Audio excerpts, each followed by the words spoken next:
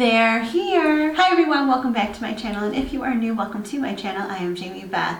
Today is another story time in makeup. So we are going to talk about that famous line, "They're here." Most people know this line. It is one of the spookiest and most famous lines in all horror movies. "They're here" is from the movie Poltergeist. And what makes it even spookier is it came from the mouth of a child, Carol Ann Freeling. The "they" they're referring to is spirits that have come into her suburban home through a portal. With those spirits came something else called the Beast, which is a dark presence that eventually snatches Carol Ann through her bedroom closet into another dimension. Before Carol Ann gets snatched from her bedroom, the Freelings were experiencing paranormal activity by the many poltergeists that were in the home, hence the film's name, Poltergeist. Poltergeists are known as noisy spirits prone to physical disturbances, such as raps on the walls, bent spoons, moving furniture. They're just kind of mischievous. There has been thousands of real-life reported cases of poltergeist activity around the world. And there is one such home that experienced such activity from a poltergeist. And the story that I'm going to tell you today is regarding that home and that family. And the film Poltergeist is loosely based on the experiences that this family had. We are going to discuss the Herman household and the terrifying things that happened to this poor family back around 1958. In February of '58, strange things were happening on Long Island. Yes, we are talking about another home on Long Island. You guys probably remember another famous haunted house that is on Long Island. It is the Amityville home. And I did talk about the Amityville horror and the Amityville murders in another video. So I believe it's probably a handful of weeks back. So if you want to check out that video, go ahead. It's pretty cool. However, this is another haunted house on the same, actually I believe this haunted house was right down the road from the Amityville home. So just so you know, it seems to be a lot of paranormal activity going on in Long Island. This family started having strange things happen, and they attributed it to this ghost that they affectionately named Popper. We'll get into how it got its name Popper in just a few minutes. Popper first made himself known around 3:30 in the afternoon on February 3rd, 1958. The James Herman family lived in Seaford, New York, a suburb of Long Island. It was a typical 1950s home in a quiet, conservative neighborhood with public parks and tree-lined streets, and it was just a very cute little area, a very pleasant place to live. Lucille Herman, who is a registered nurse, was there to welcome her children home from school. She started to prepare dinner for her two children and her husband. Her children's names were Lucille, she was 13, and James, who was 12. After the children entered the kitchen, like chaos just like broke out throughout the house. In a matter of moments, various bottles containing liquid in different rooms their lids started to pop open, and all of the contents in the bottles started pouring out of them. No one saw the bottles explode or move, but everyone in the home heard the caps as they popped off these bottles. Puzzled, Mrs. Herman called her husband, who worked for Air France in New York City, and reported these strange popping noises that they all heard. Mr. Herman, who was just as confused by the incident as his wife was, decided since no one was hurt, he didn't really need to leave work and come home early. Mr. Herman arrived home just after 7 p.m. and he believed there was some sort of logical explanation as to why this happened. Quickly started investigating each of the bottles and was baffled when he found out that most of the bottles had screw-on caps. They weren't just something that was easily able to just pop off. So he was just like baffled, just absolutely baffled. He had no clue like what could have caused this, because that didn't make any sense to him. There wasn't a logical explanation. Excitement over the event soon passed and nothing more happened. The family decided to write it off as one of those like weird, you know, unexplainable things that just happen, because, you know, most of us have bottles in our homes that just explode for no reason at all. Anyways, 2 uneventful days passed, and the bottles were almost forgotten. And on that Thursday, once again, the children come home from school and bottles in various rooms start popping their lids and spewing the contents of the bottles all over the home.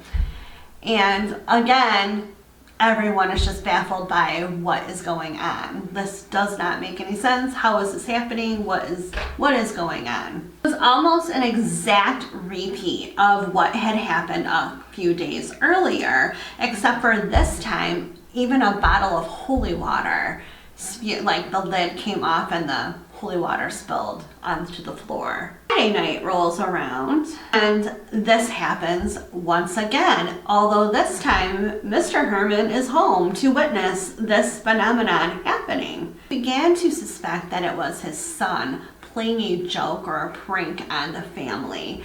So he started to kind of drill his son as to why he would be doing this, and the son, you know, he's like, I'm not doing this, Dad. This isn't me. This is something that's, you know, strange, just something strange that's going on in the home. The father's like, no, no, no. He goes, I know better. You are all into the sciencey stuff. You're the one rigging these bottles to explode at a certain time of the day. The father started to kind of keep a closer eye on his son and just always be in the same room as him, and just kind of stalked his own child for a while just to see if he could catch him in the act of playing a prank on the family.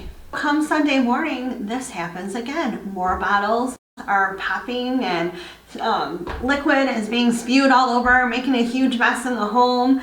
And what was surprising is that his son was standing right next to him when this happened. So there's no possible way that his son could be doing this. And as this is happening, his son is, you know, stating his case. Hey, look, I'm right here. This is still going on. You've been watching me the whole weekend. You know, I haven't done anything. You know, I've been with you the whole time.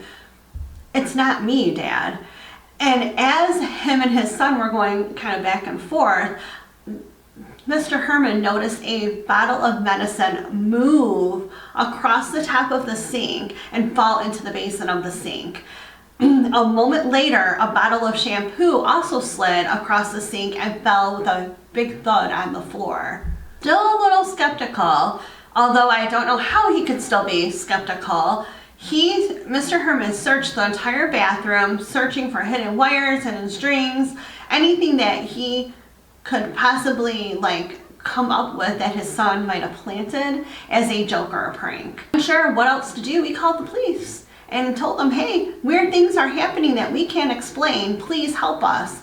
And it took the police a little bit of time to actually believe what he was saying, and the only reason why they believed what he was saying is because he was a coveted member of the community, and they knew that he wasn't just going to be calling in pranks to the police station. The officer did come out and inspect the home. The officer's name was James Hughes, and he went into the home feeling a little skeptical, wondering how he got roped into the crazy phone call. And within minutes of being inside the Herman household, he changed his mind because several bottles started popping off their lids and the contents of the bottles started spewing out in front of this officer. So he quickly concluded that the Hermans do in fact need help. Something weird is going on in their home. The detective was assigned to the case, and that was a detective, Joseph Tossi.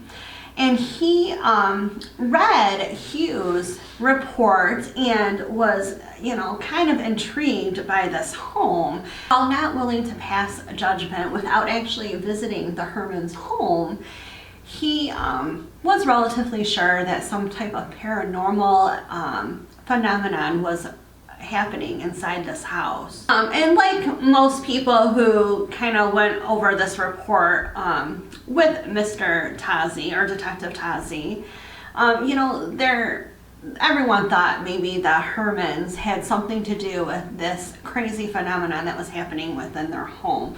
Like, people don't have enough to do. They want to tell the world that they have ghosts. I know so many people that do that. So the Herman family also decided to seek the help of a priest.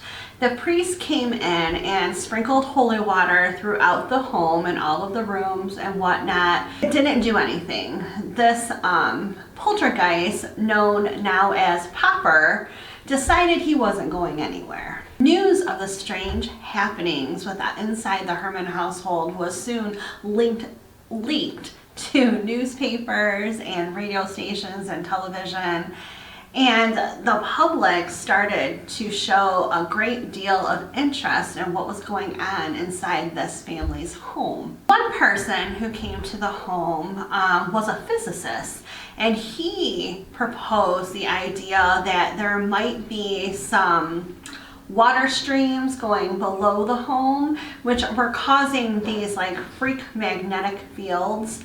And the detective actually kind of thought along the lines of this idea. However, the geological survey of the home suggested the information was inaccurate, so they kind of just tossed that idea out.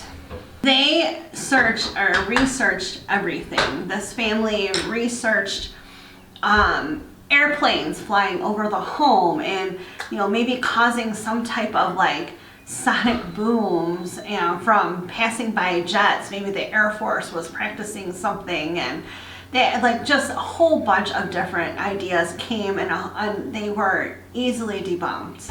Another woman contacted the Herman household and said that she was having similar situation where, you know, there were a bunch of unexplained things happening in her home, and it was contributed to a downdraft through her fireplace. She had capped her fireplace with a rotary metal turbine, which she claimed stopped all of the strange occurrences in her home. While Mr. Herman ran out and did the same thing, although it didn't stop. These occurrences started to become a little more aggressive. So a lot of times things were being thrown across the room now. It wasn't just bottles popping and contents spewing everywhere. Now figurines and heavy small objects were being flung across the room, barely missing family members. So they were getting more and more scared as to what was going on in their home, and, you know, what can they do to stop this from happening. Our Popper friend, our little Popper poltergeist, started to bang on walls and any type of surface to start getting more and more attention from people and the family members. Since the activity started to get a little more violent and a little more scary, the detective decided to call on some paranormal investigators. So these researchers or parapsychologists believed that the people in the household were unknowingly causing these disturbances, where other doctors or parapsychologists believed that the home was inhabited by a poltergeist or a noisy spirit. Back to along the lines of someone causing this unknowingly in the household, they were thinking that the daughter, because she was close to puberty, that kind of energy or whatnot could cause disturbances like this to happen, as well as the young boy being the one that witnessed a lot of this happening. They still didn't rule out that he might be causing it or pranking or just causing some shenanigans around the home. And these doctors or parapsychologists interviewing the different family members, they did come to a final conclusion that the family members weren't causing this. This was something totally unexplainable. Everything finally came to a halt on March 10th. That would be the last time this poltergeist interfered with this family. On March 10th, while everyone was getting ready for bed, the detectives heard a large pop in the cellar and a bleach bottle had exploded everywhere.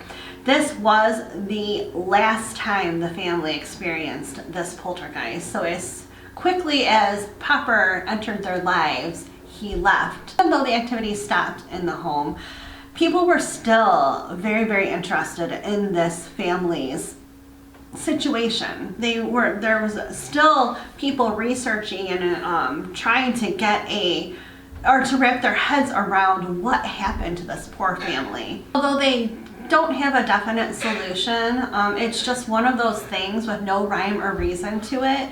But there was a definite physical force behind it. So fans of the movie Poltergeist will recognize Herman's story. It sounds too familiar to what happened to the Freeling family. A young, happy family moves into a brand new suburban home with their children and quickly notice disturbances, noises, bent utensils, objects moving around without anybody doing it. When the activity increases, they seek help from the local university parapsychology department.